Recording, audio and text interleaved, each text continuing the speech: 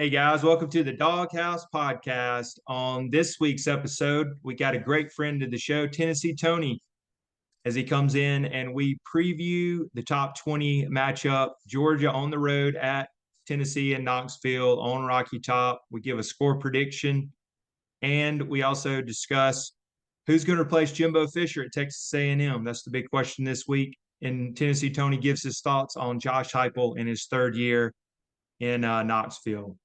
Make sure to like, subscribe, and share the podcast. That really helps out. A great return guest from the show, Tennessee Tony has been on with us last several weeks. How are we doing today? Or years, I'm sorry. Good. I'm good, man. Good. Looking forward to the game this weekend. Good. We were just talking. Tony's actually headed to the game. Did want to ask: is it going to be black jerseys, the smoky gray jerseys? What are they going to wear? No, they already announced it's going to be the traditional uniforms, which I'm glad. I don't mind wearing the other jerseys some, but I like traditional the best. So jumping right into it, Georgia coming off a big win. I was actually at the game, great atmosphere, 52-17 over Ole Miss. Started out 14-14, and as it is in the last 5 out of 6 weeks, I believe we've given up a touchdown on the opening kick or opening series. We need to kind of switch that up. But yeah, Georgia looked really great, had over 610 yards, had 300 yards rushing, which was probably our best of the year. And then Carson Beck looked really good with 2 touchdowns and 306 yards. Kendall Milton probably had his best game at Georgia. He looked really good, finally healthy. Dejon Edwards, 59 yards, 2 touchdowns. And what everybody was talking about was Brock Bowers came in. I was kind of shocked. I thought he would have came in and just played a couple plays, maybe gave everybody a salute for senior day. But he ended up, I think he played 45 snaps. He had a touchdown, was out there blocking. So, yeah, all in all, it was a complete beating of Ole Miss, which I enjoyed. I was sitting up there. Shut down Jackson Dart, and Quishon Junkins did get 75 yards and 2 touchdowns. But I was just kind of shocked. We beat them 52-17. But, yeah, it was a great win. What was your thoughts, Tony? I think Carson Beck now is really, in my opinion, watching the games that I've played, I think he's better than Stetson Bennett. I think now y'all finally hit a stride in the past few weeks. Like you said, Milton had a good game. And Bowers, I didn't think he'd play that game. Yeah. And then I'm like you, I thought he wouldn't play as much as he did, but it seemed like y'all wanted to do what y'all wanted to do with him. So, it kind of concerns me going into this game. I think y'all hit another stride. So we'll see. Yeah. Yeah, and then also a great one. We finally got back Amaris Wims, probably our best lineman, and he was out with the tightrope injury too. And you could definitely tell it was a push. I think Ole Miss had second in the SEC in sacks, and I don't think Beck got touched at all. So yeah, it was definitely a clean pocket, and they blocked really well. So that was great. Yeah. But on to you guys. I hate to bring it up, but what do you think happened last week in the Missouri game? I was in Athens at a bar watching. I was like, wow, I didn't see this one coming. But Missouri took down you guys 36-7. Missouri to me is scrappy. Might be as of now the best team we've played. But a lot of respect for them. But yeah, what happened with Tennessee? No, I can't stand Drinkowitz either, but Dinkowitz, Yeah. whatever you want to call him. But things he did. But of course, we ran the score on him last year, in my opinion, throwing a touchdown. That's football. But the snide comments and stuff, that's what you don't get from Hype a lot that he did. But as far as the game goes, the most disappointing loss I've had in the Hype era, in my opinion.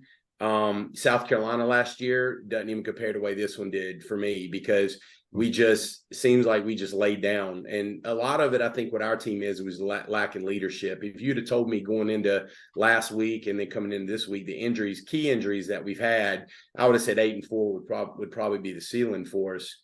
And my ceiling was 10-2. So the big 2-game difference, I think leadership. And I think Heupel needs to address that in the offseason of going to, road games and not being able to, come out ready to play. Or it seems like when you get hit in the mouth on the road, we're different at home. But when you get hit in the mouth on the road, just like we did last year with y'all, South Carolina, you tend to fall back and don't push forward. But we couldn't stop Schrader. And I don't think that was really – they ran a lot of slants to the edge and kept our defensive linemen, run into the angles and stuff. And I think we just weren't prepared for it. But we didn't have adjustments is what I thought we needed to do. But also you need somebody who's going to grab people by the face mask and say, well, that ain't going to happen. We got to tackle the guy. So I think a lot of it's leadership, and it comes from Heupel down. Right. Yeah, and then I think it was tough playing Missouri, them coming off. I believe that those two. Yeah, they're coming off a loss, so I'm sure they kind of want to get back going again. Yeah. But and I believe you guys, it was 20-7. I think you guys had a turnover. Was it late in the third or in the third? It kind of changed things. Like you guys were kind of hanging around in there till. Yeah, I mean, it was. I mean, I think it was a 2-score game going into the fourth quarter, I believe. So I mean, we still had opportunities, but again, the big key was in the first half, where into the first half, when Jalen Wright fumbled the ball, and I think we'd have went in and scored a touchdown, and we gave him the ball back, and we thought, okay, we got our safeties deep, we're not letting them throw anything over our head. They give it to Schrader, and he runs the ball into our territory. And then they get to field goal range, kick a field goal. And I think that changed a lot of the dynamics because it was 17-7 instead of we could have gone up at half, especially they dominated. I don't know if you know, but we only ran 3 plays in the first quarter. So they held the time possession pretty much the whole first quarter. And we just couldn't get off the field, which I said was one of the biggest things we needed to do is get off the field on third downs. And that's another thing too on the road, we're getting off third down. And I wrote that down earlier looking at it, but we're getting off third down on the road. We're allowing third down conversions 38% of the time, but at home is only 24%. So I think, again, the competition has been a little bit better on the road, but still we're a different team at home. Not to say we're where we want to be, but we're a lot different at home than we're on the road. Right. Yeah, that was a tough loss, and that'll roll into Tony probably needed some of these after last week's game. But Viva Tequila Seltzer, great sponsor of the show. 20% off. Dawg House 20 gets 20% off. My personal favorite was I got watermelon, elderberry, huckleberry is really good. I actually drank a couple of these at the tailgate for the Georgia game last week. But 0 carbs, 0 sugar, no hangover at all, which is I've been enjoying that. So you can definitely drink some of these. Got some holiday parties coming up, so it'd be good to have these. So again, that's Dawg House 20% off for Viva Tequila Seltzer.com. And jumping right into it, looking at the big matchup, it's Georgia going to Knoxville, Neyland Stadium. This spread's been interesting at 10 points. Hasn't really moved at all. You guys are definitely a different team at home this year. Georgia's actually only big, I'd say, test was Auburn, which it was pretty much the Brock Bowers show in the second half, 27-20. It's going to be a hostile environment. So I think it's going to be a tight game. And being on CBS, I was glad. I think I texted you a couple weeks ago. I was like, I'm glad this thing getting at night because things get weird at night. But what's some of the key matchups that you're looking at? It looks like it's going to be great weather too. Nice fall. Yeah, it looks like it's going to be good weather. I'm excited about that. I think, as far as the matchup goes, I think we're going to have a lot of problems, in the middle and underneath like we did last week. And again, we have Keenan Peelit came from BYU, the transfer. He went out the Virginia game, first game of the year, and he was like our leader in the linebacker core. We still got Aaron Beasley. He's been one of our top players, but Arian Carter, who's a freshman, who's playing good, faster than number 44 Elijah Herring. But that's where we get caught up a lot, the matchups with him, and he's slow. Reminds me a lot of AJ. A few years ago with us. Great linebacker, could tackle in the hole, but if you get him in the outside, he's going to run away from you. So that worries me about him positioned up with Brock Bowers. I hope our defense can get a pass rush, against you guys. I know Mims is back, so that's going to hurt us a little bit on the ends and whatnot. But and if we can get off the field on third down, that's another thing that one of the biggest keys of the game. Offensively, we don't have any. Well, we got 2 of our starting wide receivers that are gone for the year now.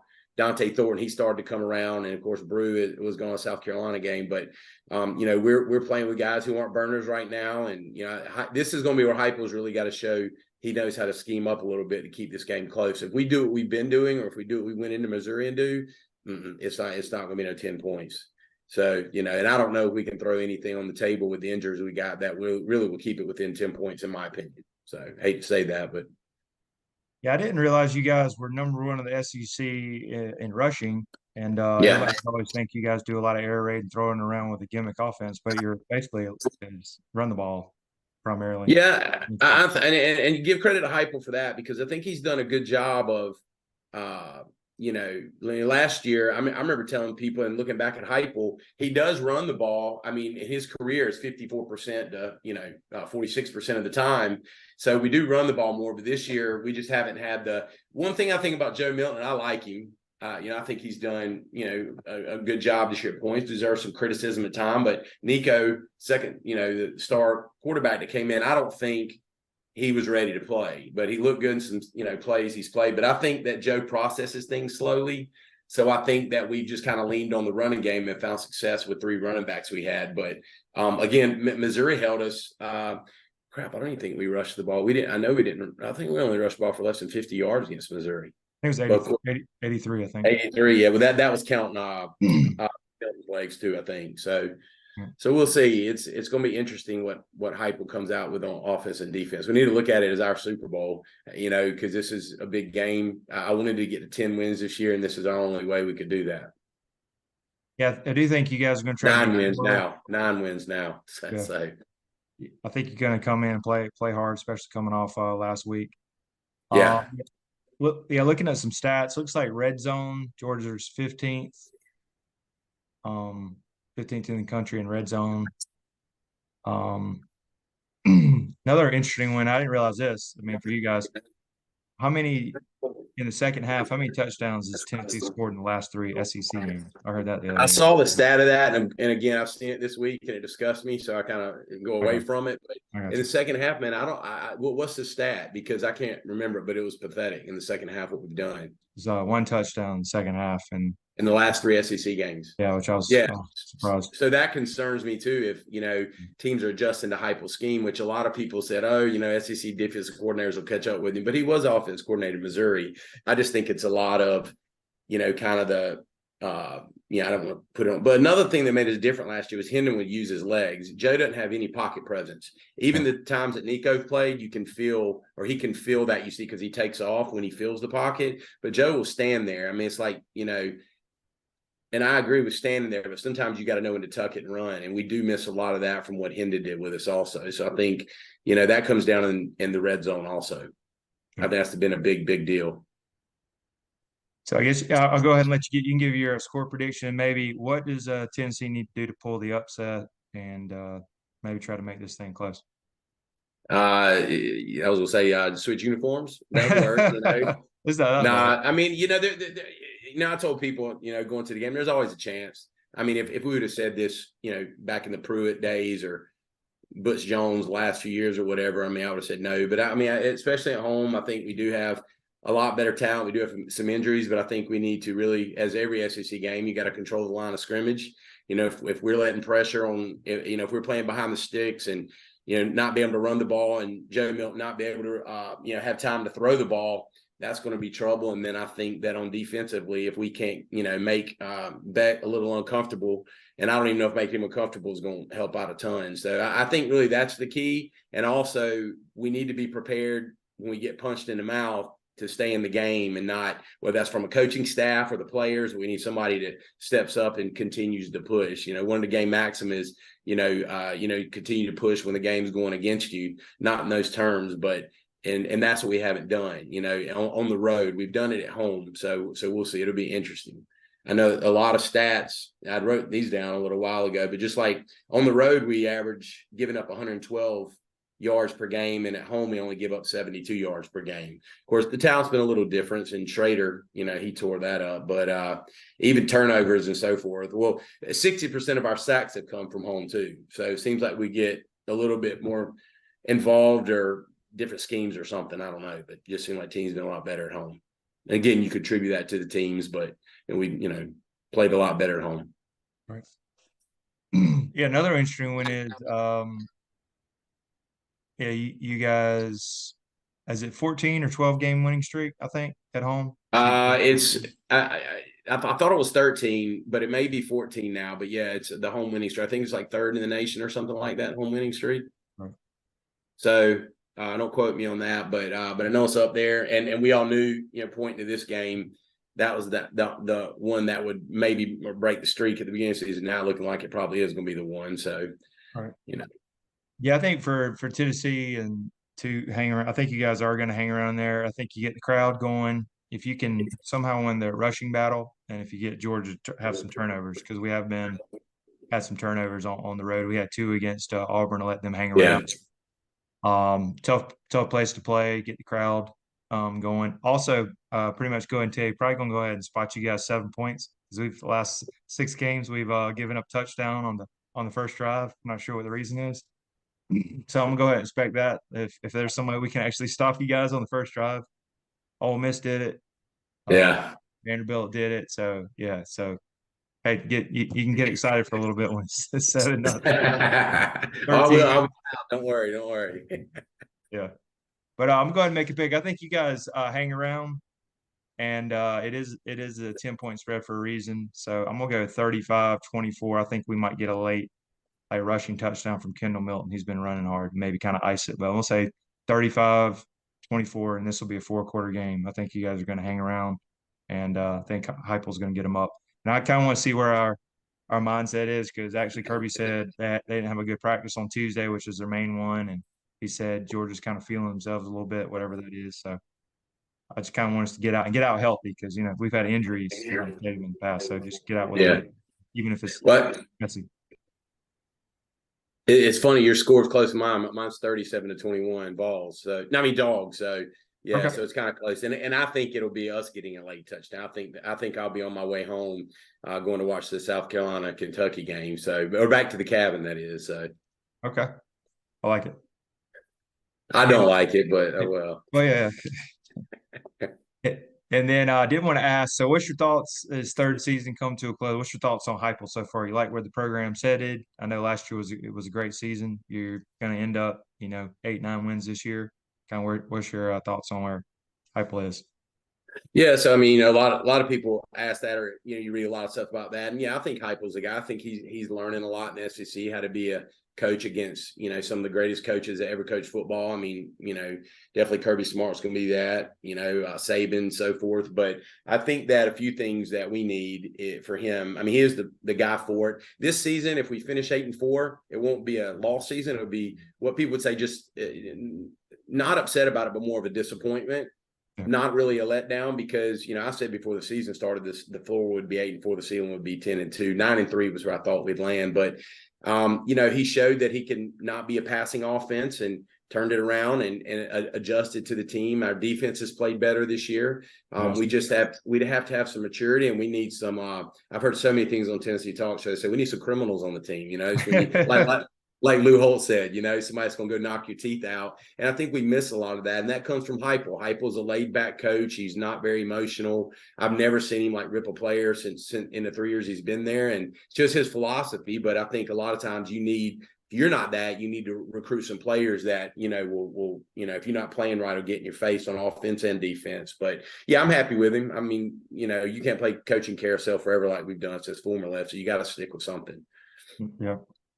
Yeah, and transition, that's a good transition, what I was going to bring up. So got some firings in the last week, and it is that season. Of course, you had the big Jimbo Fisher, which I think everybody kind of knew it was coming, but it was, I think, a little surprising how it came after a 51-10 win.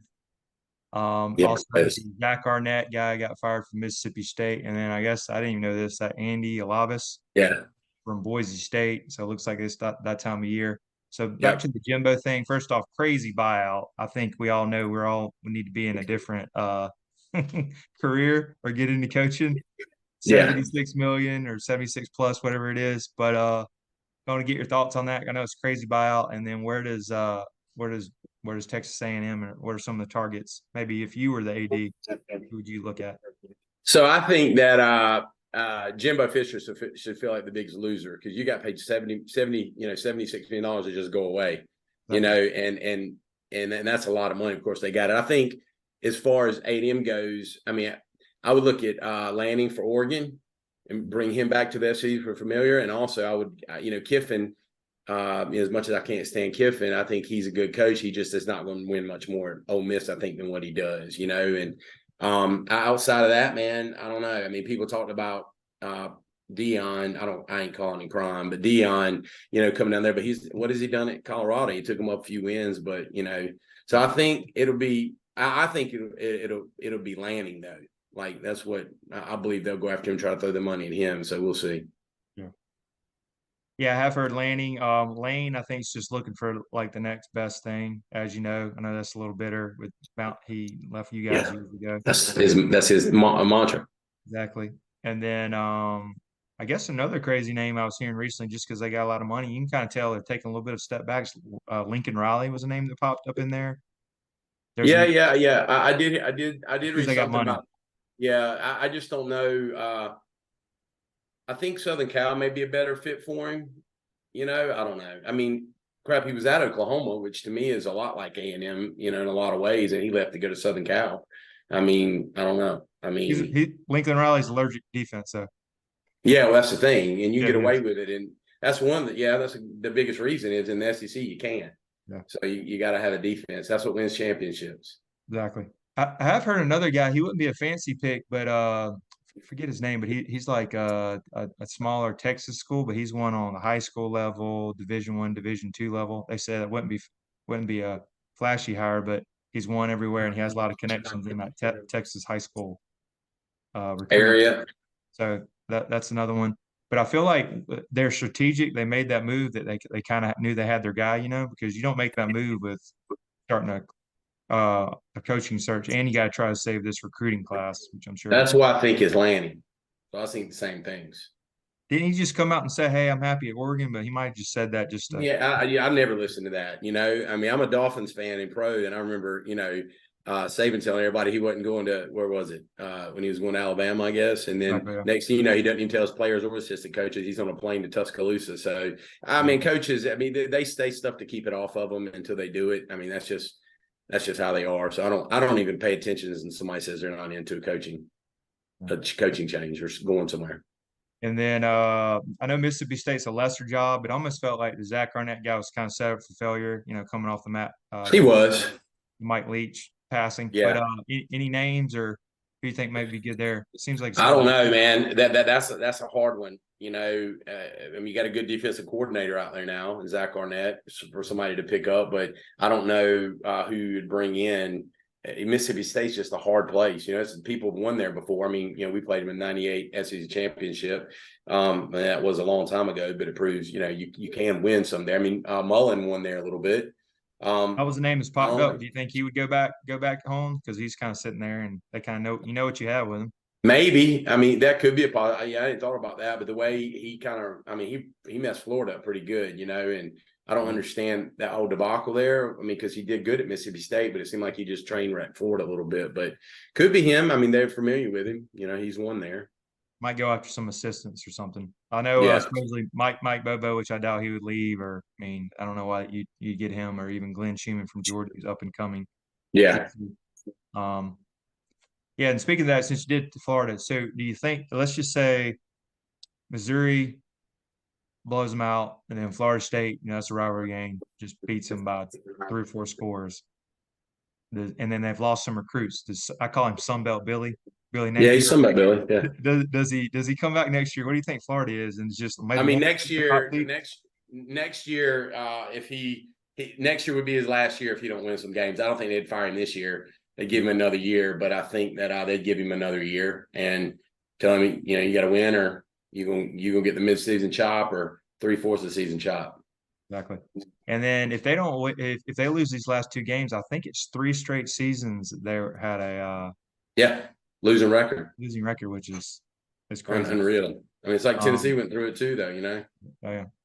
And then, real quick, speaking of that, because let's say everybody's going to learn from the Jimbo thing. Do you think these coaches' salaries are going to increase to increase even more? Or do you? Oh yeah. Teams are going to step back a little bit and like, all right, I don't want to go through that with the Jimbo. Or... No, I mean the market's set. I mean, it's I mean that's really. I mean, even though what happened to him, I mean, may not be at that level, but I mean, the money's just continue to get more and more. Because the problem is you have to pay money to pull coaches. You can't move them as a lateral. So, I mean, the bar's been set, unless you start getting coaches from assistants, the head coaches, things like that. But shifting people laterally is a lot of things you see. And even going from like an OC or DC to head coach, I mean, defensive coordinators and offense coordinators are making over $1 million themselves right now. So, I mean, would you want to go to a program you won't win at it and, bump your salary $2.5 million? I mean, possibly. But, it is what it is, I think, with the salaries, with the bigger names. Right. And then real quick, last one is what's your four? I always like asking everybody your playoff teams and maybe who do you see actually making it, because it's around 8 teams, 7 or 8 teams that could actually end up. I mean, I think it'll be Ohio State, Georgia. I think Florida State will get in there. And then the third one, I think, is just going to be how the rest of the season plays out. You think Washington or Oregon? I mean, yeah. I mean, it just depends on how it plays out. Probably Washington then. I mean, Penix is playing good, and that would be a fun, four to watch. So the big debate I've been seeing, let's just say Georgia does lose. Does a one-loss Alabama not get in if Texas wins out because they get the head-to-head? I mean, they could get in for their name. I mean, yeah, absolutely. The strength of schedule they play. And again, that's I say it's Ohio State, Georgia, and Florida State are locked. Now that last team is going to be like with Alabama, Washington, and go on down the list. So that depends on how the last few weeks shakes out. I'd be glad when it goes to a 12 playoff system. Yeah, next week I think next year's gonna be interesting. Yeah, then we'll make it to the playoffs.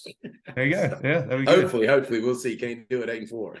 And is this Milton's last year, or will it be? Yeah, it'll be Nico next year, and I'm sure we'll go. We got some 2 good quarterback recruits coming in, and then we have also. I mean, our third and fourth string or third string quarterback came from UCF. He can be decent, I think, if we needed him to. But I mean, it's hard to keep 2 really, really talented quarterbacks on your roster anymore. It is. Yeah. Well, cool, man. Well, how do we? Any way we can follow you on the socials? I know you got your Instagram or whatever. Instagram's all I got, man. So you got that one. All right. Well, hey, we'll post that up here shortly on the bottom here. Sounds good, man. All right, man. I appreciate it, Tony, and good luck this weekend. Hope it's a good game. Absolutely, man. Bye. All right, man. Thank you.